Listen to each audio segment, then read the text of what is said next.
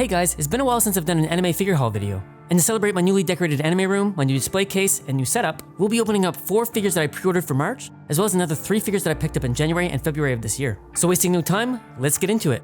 Now the first figure that I picked up battled through the world of Aincrad while building his own little teenage fangirl club. You may know him as Kirito from the series Sword Art Online. This Ultra figure is one of my undisclosed March pre-orders. Now let's get him open, and from there I'll give you my review of him.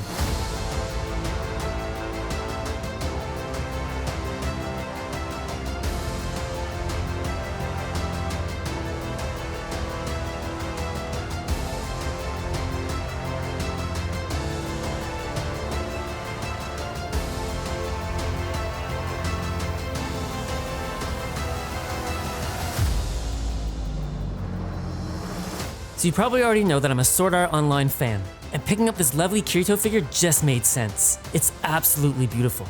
Starting with the sculpt, the best way I can describe it is clean. And while it's very smooth and simple, there's a lot of little details that stand out for me, like the blow up of the shirt, or even the little smirk on his face, even the lines on his sleeve to the detail of his boots. Perfection. I'm wondering if I actually started with the best figure first. As for the paint, again, I have to say clean. The lining is outstanding and it has a wonderful matte finish. Though it is kind of hard to mess up a figure that only has 2 colors. The pose is iconic for the character. I wouldn't want any other pose. The base, it's pretty basic. Though if you're gonna do a basic base, this is the way to do it. It's matte with some glossy details, the wording is clean, it's fitting. As for things to note, putting on the sheath on the back was a bit tricky. But other than that, this figure is a perfect Kirito figure in my books. An easy 10 out of 10. It would have been cool if maybe they had a stone floor base, but since I love the figure so much, I can overlook that. For our next figure, this scanner-type android served in the 14th Machine War. As you can see, it's 9S from the Automata. I already have the 2B figure, so I'm super excited to have these figures side by side. So let's just get them open and jump into the review.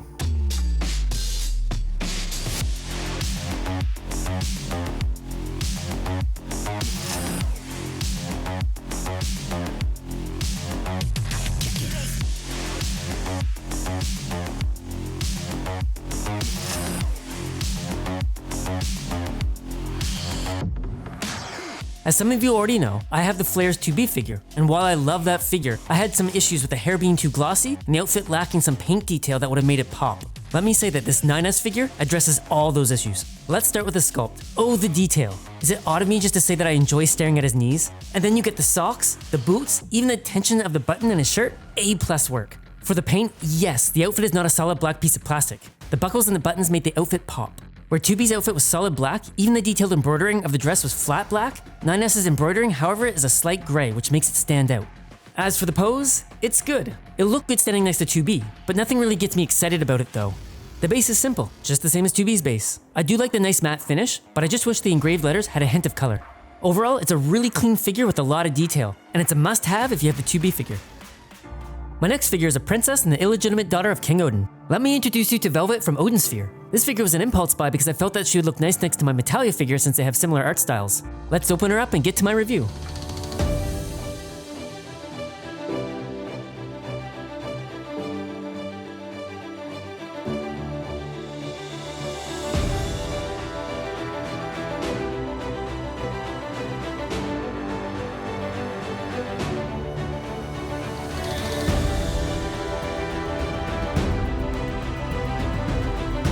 There are many aspects of this figure that I love. The details on the fingers, including the fingernails that actually protrude from the fingertips, to the details in the tummy and the ribcage, it's all well done.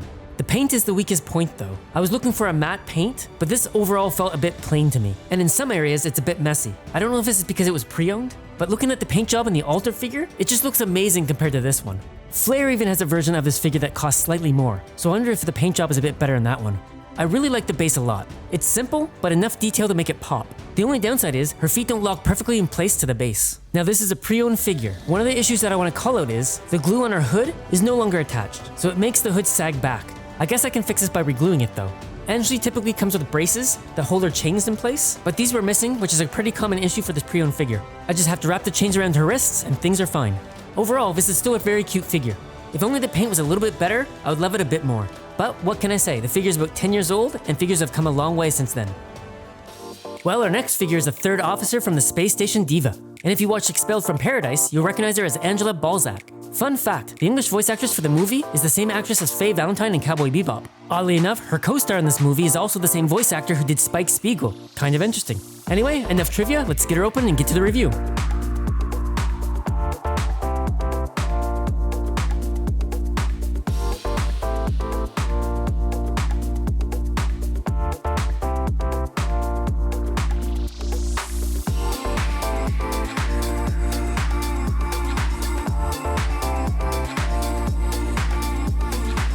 Angela Balzac, what can I say? If you haven't watched the movie yet, it should be still on Netflix. I really like this movie. As for her sculpt, it's great.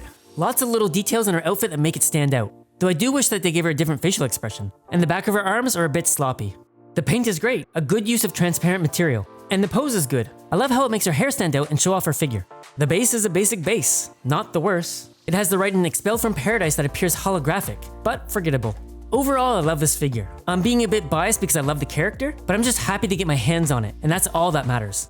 This next figure is a character from Alice in Wonderland, and is based on an illustration from the artist known as Ask. As you can see, this is the Cheshire Cat that is made by Mythos. And if you didn't know, Ask illustrations are well known for inspiring new figures. For example, one of them you may be familiar with is this version of Miku. So let's get this masterpiece open and jump into the review.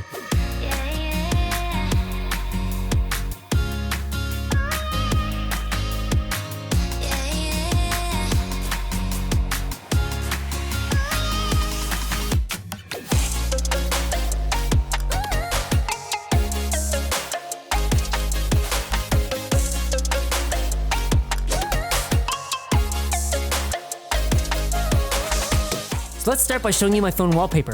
Bias? I think not. Okay, I'm speechless. By far, this is now one of my top figures in my collection. So let's go through this. Sculpt, perfect. Paint, near perfect. There's some parts of the paint that were a bit glossy or plastic looking to me, but this is probably because the plastic blends into transparency in some areas, which is pretty badass. Pose, perfect. Base, insane. Overall personal opinion, 11 out of 10. The mathematician in me says 11 out of 10 is not even possible, but you know what? Giving this figure a 10 out of 10 doesn't feel like it does it justice. It's an immaculate figure. Now our next figure is Cosplaying as Woman of Pleasure. And if you're familiar with the series Date Alive, even if you're not, you're most likely familiar with this character. This is the Orion version of Kurumi. But let's just get her open and review her.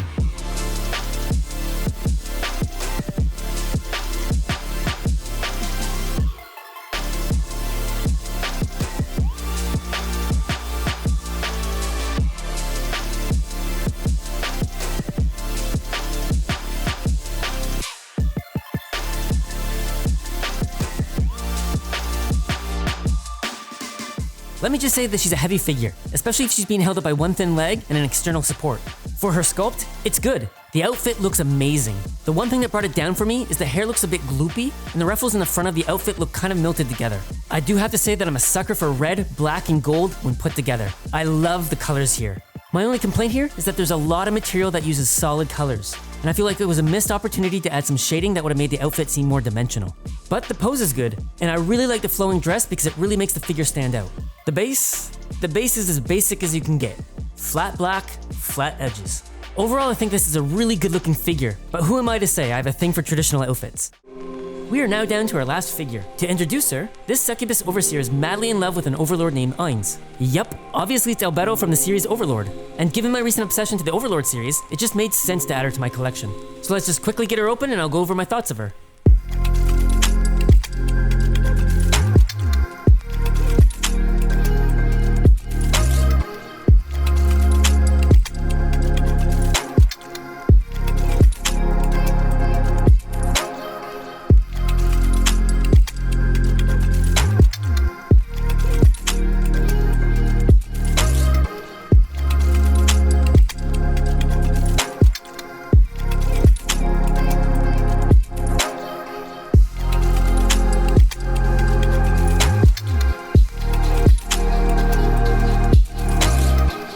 Now that I have her open, I'm glad that I didn't pass up on this figure. Starting with the sculpt.